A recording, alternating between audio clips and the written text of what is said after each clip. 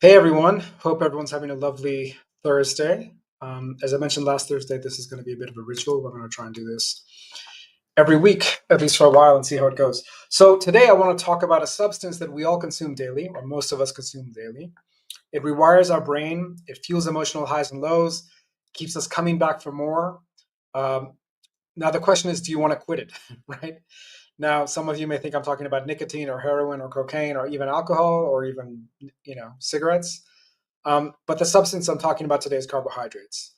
Now, why is this important to talk about? I mean, I think, I've written elsewhere and I've written sort of long papers that I haven't published yet, but maybe I will publish them someday about how our current sort of modern world leads to addiction.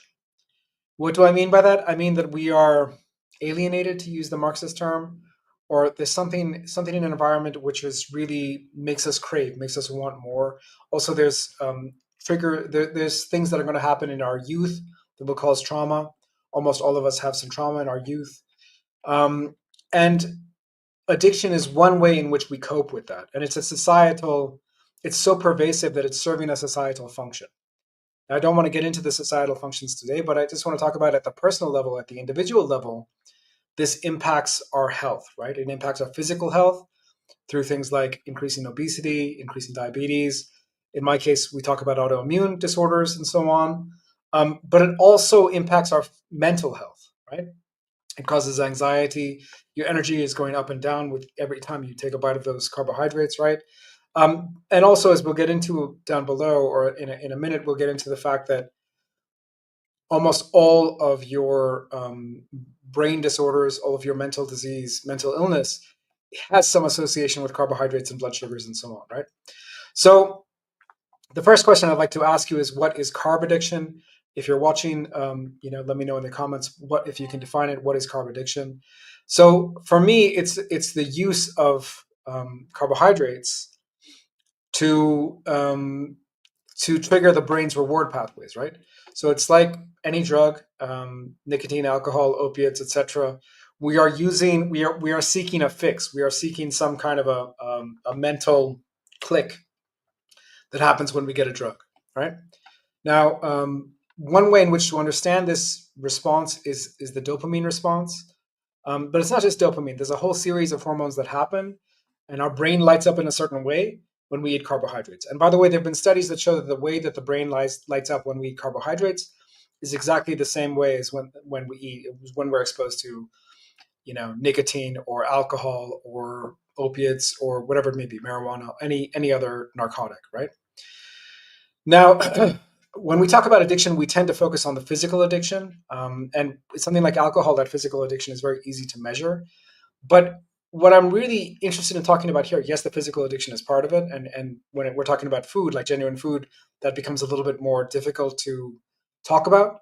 But the addiction we're talking about here is also emotional, right? We're turning to the carbs for comfort, for stress release, for some kind of emotional function, right? Now, it's also the case that people do not take carb addiction seriously enough, right? Why don't we take carb addiction seriously enough? Well, first of all, it's just pervasive. Carbs are everywhere, right? We give them. There's only one drug that it's acceptable to give to kids, and that's carbohydrates, right? And it's not just acceptable. It's weird if you don't give your kids candy, right?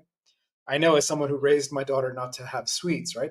She was. I think it was a little weird. It wasn't. I don't know if it was weird for her. I think it was a little weird for her, but it was very weird for us as the parents taking kids to a birthday party and saying, when she was 2 or 3 years old, and saying no, she's not interested in the birthday cake. She's not going to have that, right? So because carbs are everywhere, it's just sort of normalized. It's you can think back to the 100 years ago when cocaine was being put in Coca-Cola and everywhere else. It was a legalized substance. That's how we are with sugar right now. The second point is that most people aren't aware that they're addicted or understand that the harm that it causes until they start to have symptoms, right? So in my case, I mean, I was eating a lot of sugar from the time I was, I don't know, 2, 3, 4 years old. Definitely by the time I was 4, but I didn't really understand it as an addiction until very recently in my own case, right? Um, Something else I'd like to talk about is the conflicting advice, right? There are people like me who talk about the harms of carbs and sugars and so on, but some experts will glorify the carbs. Some experts will say, you need a high carbohydrate diet for energy and so on. Some so-called experts. So I think people are not quick enough to question those experts as well. In terms of the health impacts, look, when we are always addicted to carbs, obviously we're triggering certain pathways in our body that lead to the storage of those carbs. In other words, we're triggering high insulin levels, what is sometimes called insulin resistance. I don't think that's an accurate term, but hyperinsulinemia, chronically high insulin levels, because our body's trying to store all those sugars because of energy toxicity, another concept we can get into. The body's trying to store all that sugar as fat, right? And this is why we get that link to obesity. We get that link to type 2 diabetes. We also have big energy crashes throughout the day. If you've ever used the term hangry, or you've ever thought of yourself as kind of, I get a little irritable in the afternoon, that's what you're experiencing. You're experiencing a post lunch sugar drop, right? I think it's called postprandial hypoglycemia in the literature. And that makes you angry, right? It makes you hungry. And the other thing that carbs can do, of course, is they increase inflammation. They can increase autoimmune flare-ups, right? Now, once we understand it as an addiction, or we begin to, or maybe it's not, we don't understand it yet as an addiction, but we are talking about it as though we're having unhealthy foods. So we know that chocolate cake is unhealthy. Maybe we don't see it as an addiction.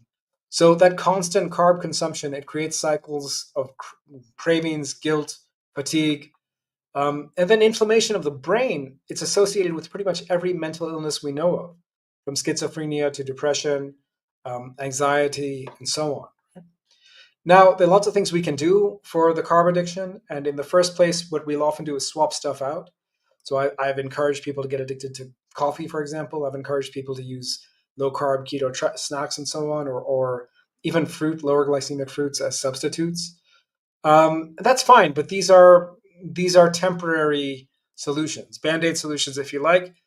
The ultimate goal is to end the addiction. The ultimate goal is to be free of the substance that we are addicted to, or to have a liberated relationship with it. Let's put it that way, right? So those tricks, those keto snacks, and so on, those low carb custards that in fact I teach people to make, they will get you they get you a head start. But ultimately, we want you to be free of the addiction altogether, right? Now, in terms of the way forward, first we have to understand that it is an addiction, right? Um, I don't see how there's any way around it. It lights up the brain exactly as other narcotics do. And you talk with people about how they live with the whatever it may be, chocolate, potato chips. Different people are prone to different carbs, so I hesitate to use an example. But you talk with people about how they like how they the relationship to those foods, and if you're trained in addiction management, you will come to the conclusion that the way that they are seeing that food is exactly like an alcoholic sees a beer or whatever it may be, right? So the first step is to recognize that it's an addiction. The second step is to understand that any addiction is an emotion management strategy, and therefore we need to find other emotion management strategies that are not about the addiction, right? So mindfulness, meditation, journaling, physical activity is super important. If someone's coming to me and they said, what's what the one most important thing I could do to improve my relationship with carbs, I would say get out there, do some kind of physical training. Doesn't really matter too much what it is. If it's for mental health, just get out there and do it. Do it for strength training. You know, do the type 2 cardio, zone 2 cardio, whatever you want to do. Get out there and do it. Right. The third point is about the way forward is really to take small steps.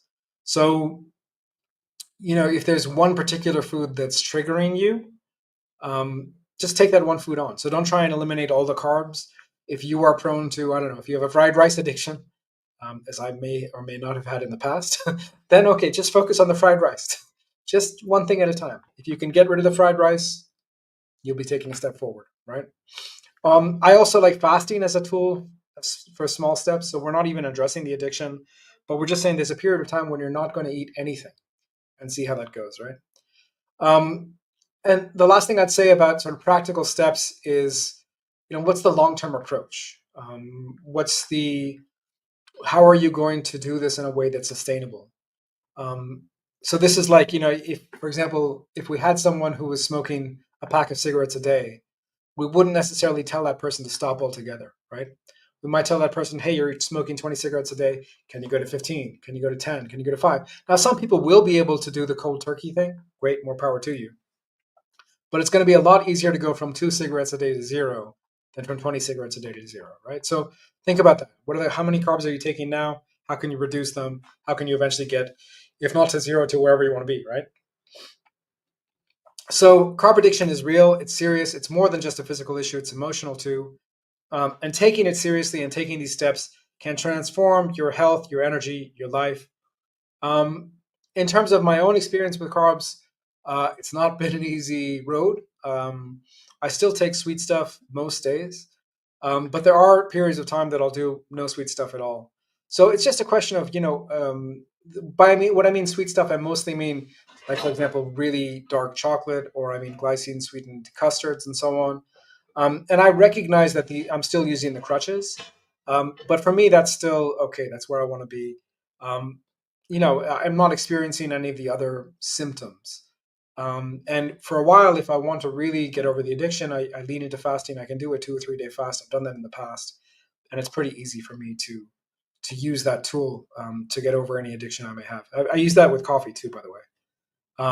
With coffee, I do longer abstentions too, so I won't take coffee for months sometimes as well. Um, Listen, if this resonates at all with you, I'd encourage you to track your cravings, identify your triggers, take the first steps, right? And by the way, I've created a new tool. You can check this out on my website. I'll leave the link below. It's a tracker where it's kind of a diary where you can write down what you've been eating, and then you can write down your mood, right? And you can sort of figure out what's triggering you. Now, this is specifically designed for people with autoimmune issues. And if you have autoimmune issues and you'd like to remove the symptoms from your life altogether, give me a call. The link is below. But you can use that food tracker to track pretty much anything, right? It's really good for telling, okay, how am I doing? How is my mood doing? Am I happier? Am I more content than I was last week? Am I more irritable after I eat a certain food, and so on? So those are some thoughts for this Thursday. Thanks, and I'll see you in the next one.